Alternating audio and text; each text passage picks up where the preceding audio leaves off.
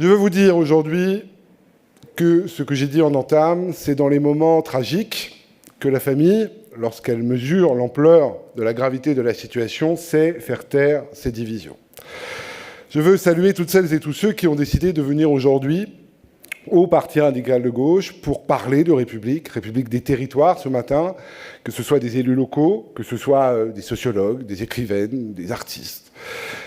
Parler du renforcement républicain et le faire dans une logique de débat démocratique. C'est pour cela que nous avons accueilli ce matin Xavier Bertrand et Carole Delga, parce que nous considérons qu'il n'y a pas aujourd'hui à taire les clivages. Il n'y a pas aujourd'hui à taire les nuances, les différences, les divergences. Que c'est à force de les taire que l'on fait entendre au peuple que la politique est sans odeur, sans saveur, sans aspérité, et qu'elle ne change rien, et que nous serions toutes et tous les mêmes. Ce discours est un discours qui se propage, ce discours est un discours anti-républicain. Nous voulions le combattre, et c'est pour cela que nous avons organisé ce débat ce matin, en présence notamment de Laurent Geoffrin. Et puis, cet après-midi, il était convenu qu'on parlerait de cette gauche et de sa décentralisation, de cet héritage commun, puisque Olivier avait parlé il y a quelques mois et années de combat commun, de cet héritage commun de la gauche qu'est la décentralisation, et de voir quel coup de pouce ou pas nous pouvions lui donner, et que peut-être, au moment où des élections locales arrivent, il serait de bon ton que nous y réfléchissions tous ensemble. Et puis, hier soir, la tragédie.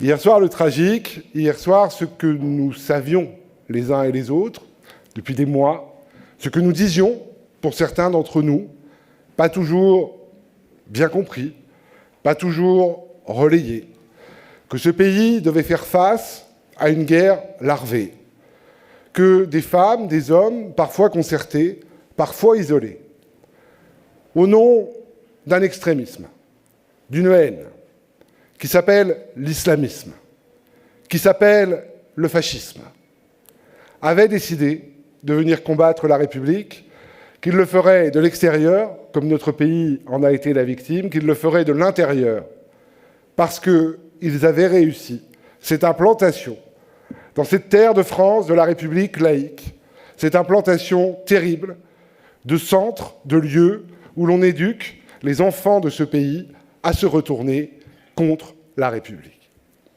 Le dire à l'époque était parfois suspecté d'une forme de ségrégation, d'une forme d'intransigeance ou d'incompréhension. Et pourtant, il fallait le dire. Soyez fiers, chers amis du PRG, d'être le parti qui l'a toujours dit. Soyez fiers, chers amis du PRG, d'être le parti qui a écrit pour Mila, dans ce livre, qui a été tellement contesté, qui m'a même vu privé de réunions publiques, d'écrire pour Mila, non pas pour ce qu'elle avait dit, mais pour qu'une femme, une jeune fille dans ce pays puisse dire ce qu'elle veut dire sans avoir à mourir. Soyez fiers, soyez fiers.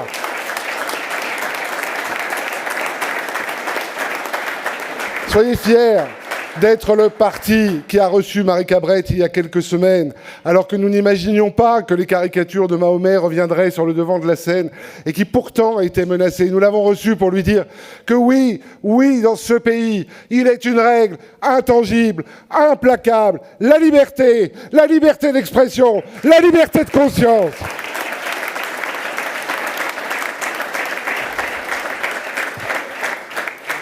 Hier soir, un enseignant est mort. Un homme d'abord, avant d'être un enseignant. Un homme est mort. La mort d'un homme n'est jamais acceptable dans nos rues d'où qu'elles viennent. Un enseignant pour avoir fait son métier. Un enseignant pour avoir défendu ce en quoi il croyait, l'école de la République qui forme des citoyens libres, qui forme des citoyens éclairés. Hier soir, dans nos rues, dans les rues de France, on a décapité un homme. On l'a décapité pour avoir travaillé au service de la République. On l'a décapité pour avoir éveillé les consciences d'enfants et d'élèves dans notre pays. Et oui, aujourd'hui, la réaction devait être unanime. Et je veux le dire, vous remercier au-delà de ce que vous pouvez imaginer. Cher Julien, cher Emmanuel, cher Olivier, aujourd'hui, plus que jamais, la photo que nous offrons ensemble à la France, la photo d'une gauche qui cesse de laisser planer le doute que la République pourrait la séparer. La photo qui renvoie chacune et chacun à gauche, à cette idée qu'il y a aujourd'hui un seul devoir, être du côté de la responsabilité, être du côté du parler clair, être du côté de la République, et que celles et ceux qui ne veulent pas être sur cette photo n'ont plus rien à faire à gauche.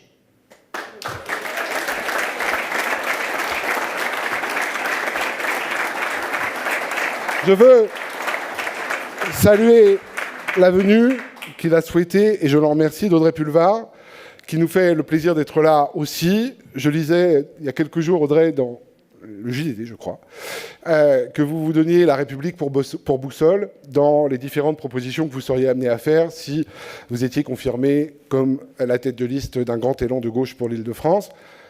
Vous dire que ces mots m'ont fait plaisir parce qu'ils se font rares parfois à gauche depuis quelques années et que j'espère aujourd'hui que nous avons fait la démonstration que ces mots ne disparaîtront plus du vocabulaire politique de la gauche, de son vocabulaire sémantique. Oui, nous sommes des démocrates.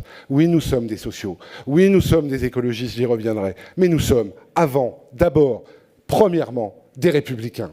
Parce que ce qui a donné à la gauche, dans un pays de conservatisme, dans un pays de monarchie, ce qui a donné à la gauche la crédibilité de gouverner, ce qui a fait que le peuple de France s'est levé pour dire « il faut que la gauche prenne le pouvoir », c'est la République. Parce que la République, c'est la liberté. Parce que la République, c'est l'émancipation.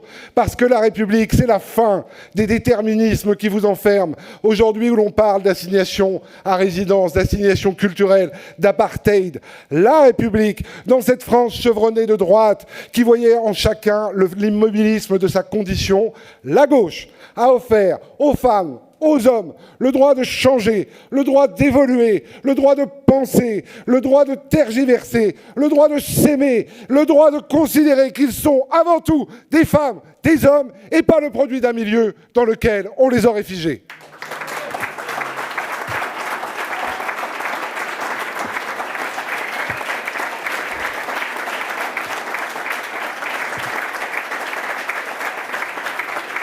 Je veux le dire, dans ce pays laïque, où on ne parle plus que de religion, dans ce pays humaniste, où l'on parle de la couleur et du sexe des êtres humains, il reste une maison, et aujourd'hui plusieurs qui le démontrent, des maisons où la raison, la rationalité, l'humanité précédera toujours la segmentation électoraliste que chacune et chacun dans d'autres formations, y compris à gauche, ont décidé de mettre en œuvre. Oui, nous ne céderons rien. Il ne faut jamais rien céder. Ne rien céder de nos libertés, mais de rien céder de nos convictions, de nos principes. Ne rien céder de ce qui fait que nous sommes des femmes et des hommes de gauche, de ce pourquoi nous sommes venus à gauche. Je le dis souvent, moi venu d'un village de l'Ain, d'une mère institutrice et d'un père chauffeur routier. J'ai vu, moi venant de la démocratie chrétienne, ce qu'était le plafond de verre. Et je ne m'appelais pas Mohamed. Et j'étais blanc. Je vois ce que peuvent vivre aujourd'hui celles et ceux qui, confinés très loin dans le rural, celles et ceux qui, confinés très loin, pourtant si près, dans les cités autour des grandes métropoles. Celles et ceux qui portent une couleur avant de porter un nom. Celles et ceux qui, lorsqu'ils portent un nom, on voudrait aujourd'hui leur faire porter en même temps une religion. Leur dire, vous n'êtes pas seuls. Leur dire, il y a une gauche qui ne considère pas que votre naissance considérera et considérera toute votre vie comme une obligation de poursuivre ce que vous êtes au départ, mais vous dire, il y a une gauche qui fait de l'égalité des chances, qui fait de l'égalité républicaine, qui fait de l'émancipation et du droit d'avancer sa priorité. Vous êtes, jeunesse de France, que vous vous appeliez Laurent ou Mohamed, notre priorité, parce que vous êtes la jeunesse de la République.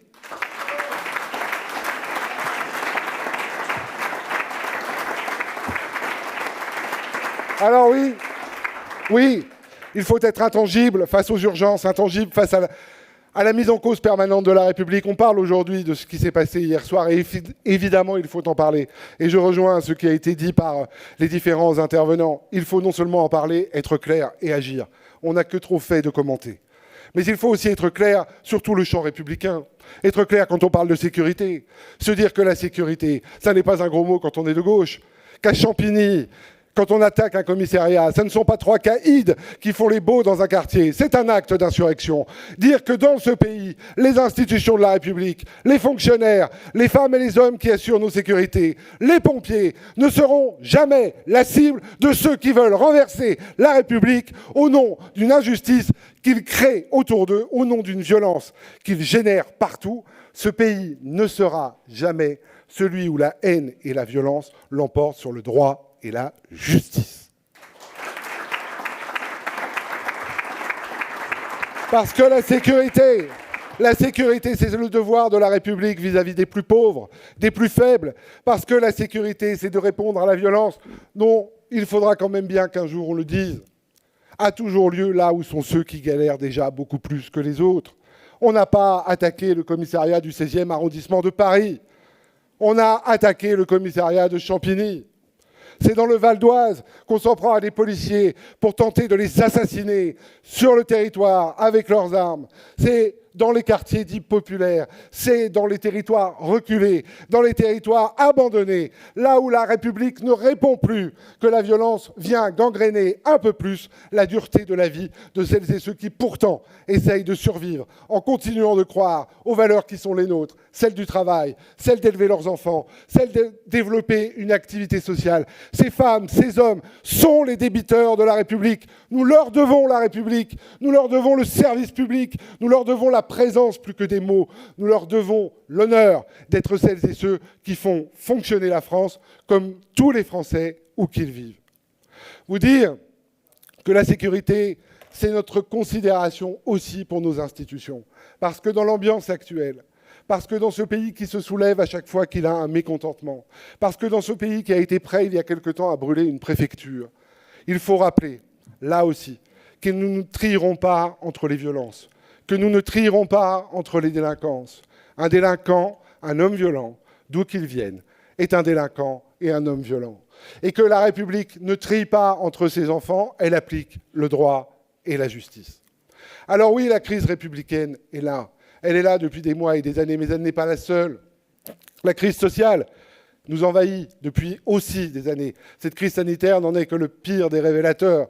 On voit bien aujourd'hui les femmes et les hommes qui sont le plus touchés sanitairement. Ce sont qui?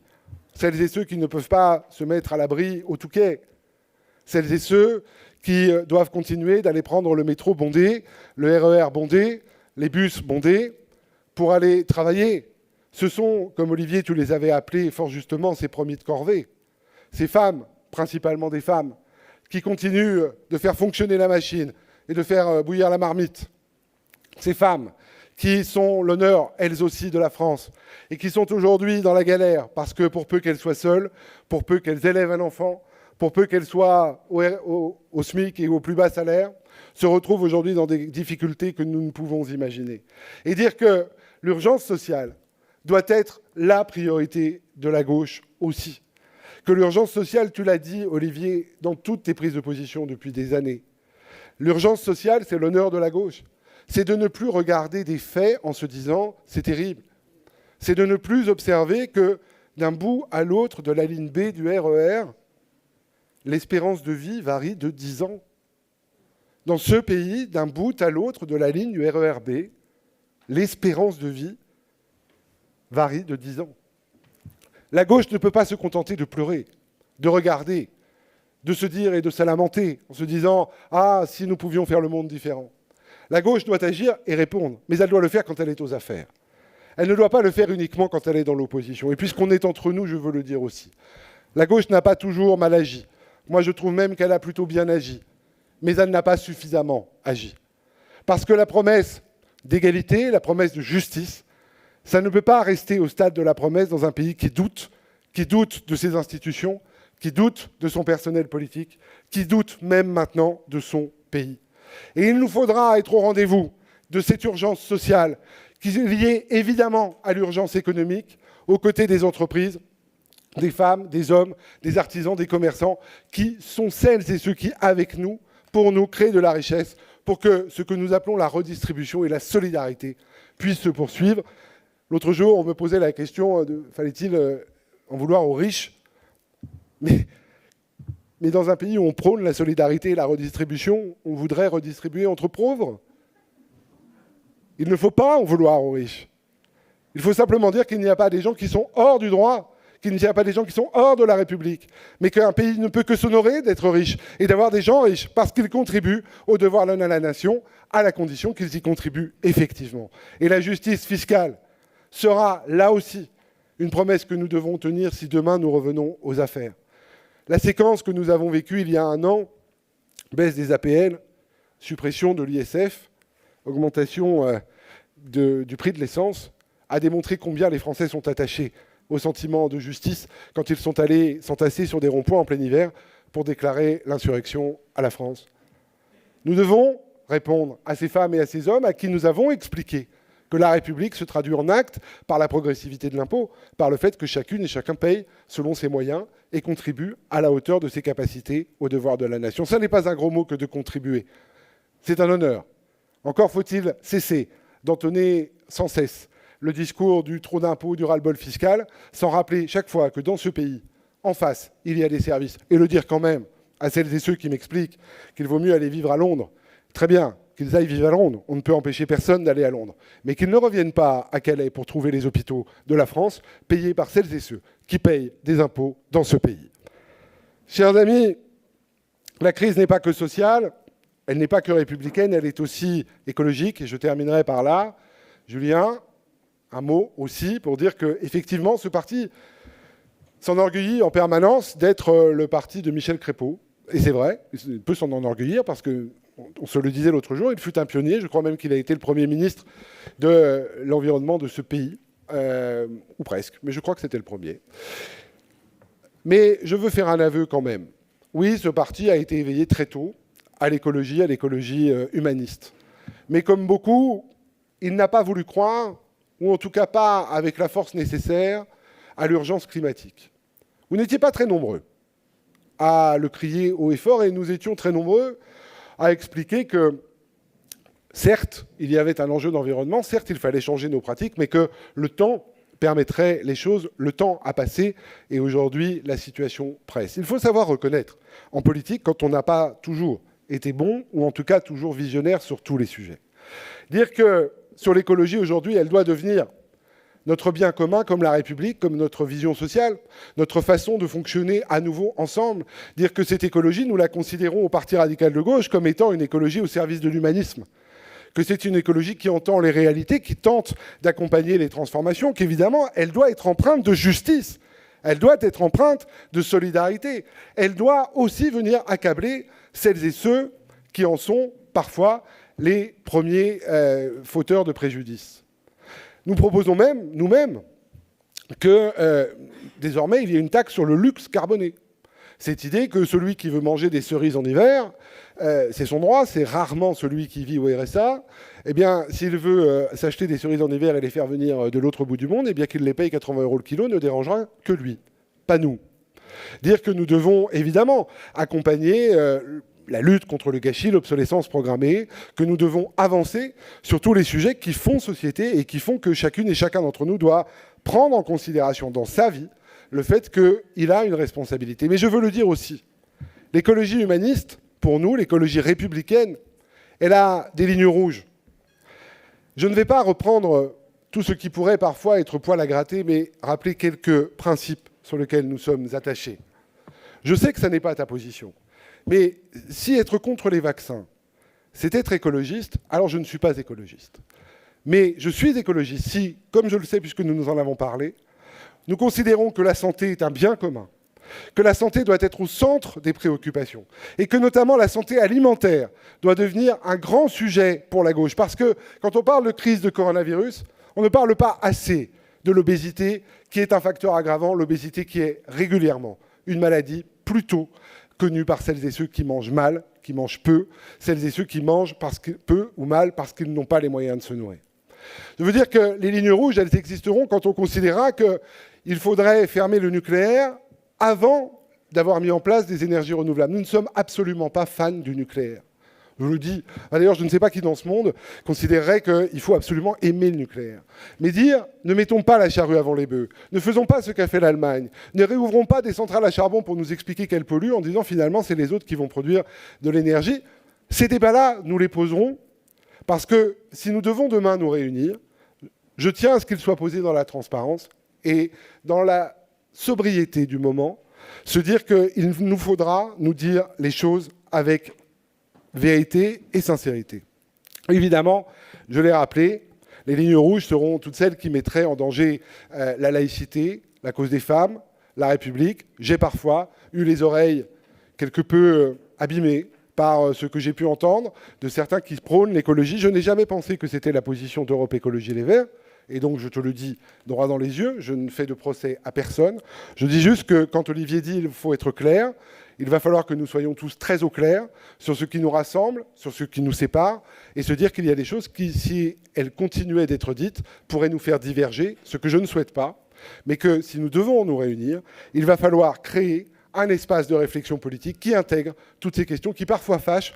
Mais moi, je fais partie de ces gens qui considèrent qu'en politique, il vaut mieux se dire les choses, y compris celles qui fâchent, pour pouvoir les résoudre, plutôt que de les taire ou de les maugréer dans des cénacles et de ne jamais avancer. C'est ça aussi le sens des responsabilités.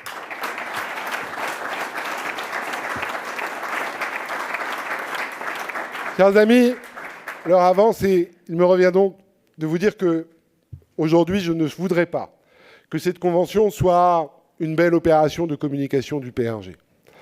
Je ne voudrais pas que ce moment que nous avons traversé ensemble depuis ce matin, depuis hier soir, cette photo que nous avons là, en reste à l'idée que le PRG a fait sa convention, que la gauche est venue et que plus rien ne sera comme avant, mais en fait si. Vous dire que cette responsabilité qui est la nôtre, désormais, est celle de répondre à l'urgence républicaine, à l'urgence sociale, à l'urgence économique, à l'urgence environnementale, et que je souhaite ardemment que nous le fassions dans les mois et les années qui viennent ensemble. Que je ne crois pas au retour de la gauche plurielle, que je ne crois pas à cette idée qu'il y aurait un parti dominant et que les autres seraient obligés d'être absolument d'accord sur tout ce que le parti dominant pense, quel que soit le parti dominant. Je le dis en passant, je l'ai souvent fait en blague à l'un et à l'autre. Je comprends bien que parfois, dans certains territoires, il y a des guerres d'hégémonie. Vous comprendrez que le PRG ne va pas se lancer dans une guerre de vassalité. Et vous dire...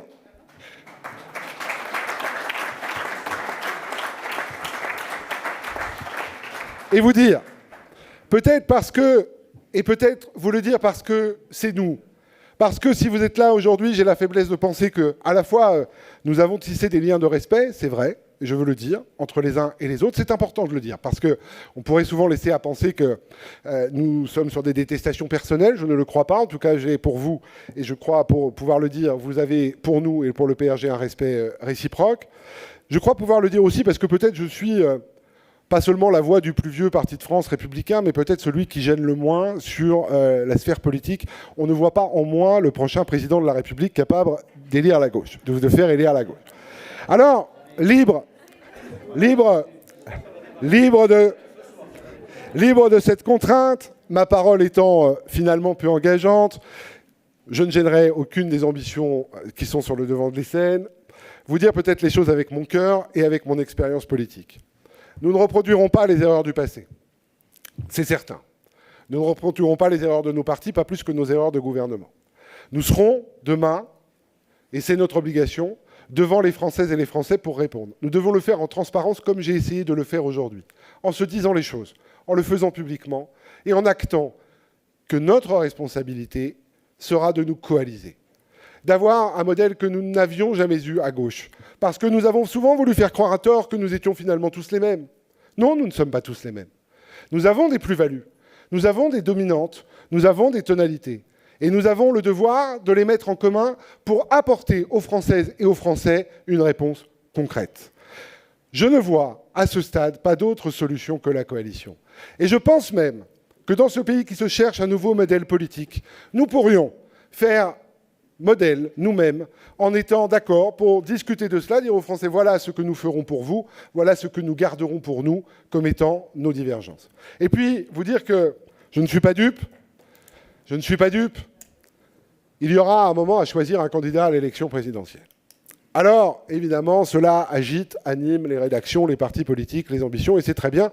On ne va pas se plaindre d'avoir un pays qui regorge d'envie pour aller diriger la France dans cette période. Alors, vous dire que quitte à passer pour le musée de l'histoire politique française, eh bien, tant pis, j'aurais peut-être raison plus tôt que les autres, mais je crois qu'il nous faut réorganiser des primaires. Je crois qu'il nous faut le faire dans le spectre de la gauche et de l'écologie, et je le dis sans aller jusqu'à Jean-Luc Mélenchon, avec lequel nous n'avons plus aujourd'hui de points communs. Je veux le dire parce que cette primaire de la gauche serait l'occasion non pas de rester sur le traumatisme de 2011. 2011 a été l'erreur de la gauche. Faire une primaire quand on est au pouvoir, c'est quand même baroque. 2016, pardon.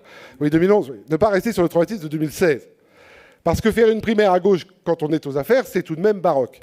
Rester sur celle de 2011, sur celle qui nous a portés collectivement au pouvoir, l'élargir.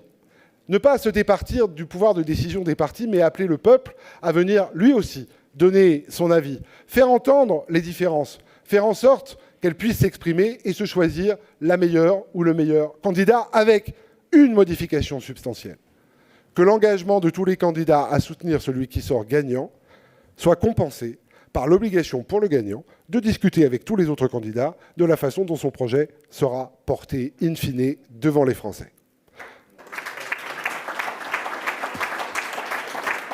Alors, pardon d'avoir été un peu long, les radicaux sont habitués à ce que je fasse des discours emphatiques. J'avais aujourd'hui envie de faire un discours à la hauteur du moment. L'emphase ne se prêtait pas, mais elle ne se prêtait encore moins au moment où nous devions, je crois, au grand jour, devant tout le monde, parler de ce qui nous rassemble, de ce qui nous sépare, le dire, l'assumer et envisager un avenir commun. Mais vous dire, à toutes et à tous, que le message que nous devons à la France, l'action que nous devons aux Françaises et aux Français est impérative. Dire que dans ce pays, qui ne cesse depuis 2008 de connaître crise sur crise, la crise économique et des subprimes, la crise du terrorisme, la crise sanitaire, dans ce pays où nos concitoyennes et nos concitoyens frôlent le burn-out démocratique, ne sont plus aujourd'hui en mesure d'aller devant les urnes pour faire un choix considérant qu'il n'y a plus de choix parce qu'il n'y aurait plus d'avenir. Leur dire, la gauche, la République, nous sommes là, nous sommes présents, nous sommes prêts, nous voulons revenir aux affaires parce que nous voulons être utiles à notre pays. Leur dire qu'il y a partout des femmes, des hommes, dans les partis, dans les clubs, qui n'ont jamais cessé de croire à l'utilité politique de la gauche. Leur dire que nous serons au rendez-vous, en responsabilité, dans les mois et les années qui viennent. Leur dire que la République, c'est une promesse, la gauche est son espoir.